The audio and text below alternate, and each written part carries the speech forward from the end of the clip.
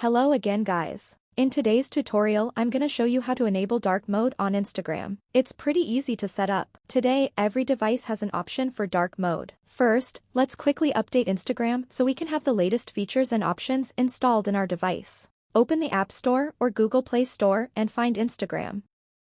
If there is a button update, click on it and wait a couple of seconds. So when you open Instagram and go to the settings, you want to find options for dark mode. You need to enable it on your device. Now to enable dark mode on your device you need to open settings and find dark mode option. If you're using an iPhone or iPad you just need to open the control center and long tap on the brightness option. Here at the bottom, you can see three options. The option that we need is dark mode. Click on it.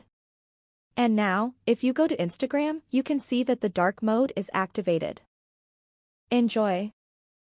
Thank you for watching. For more tutorials like this follow our channel. See you in the next video.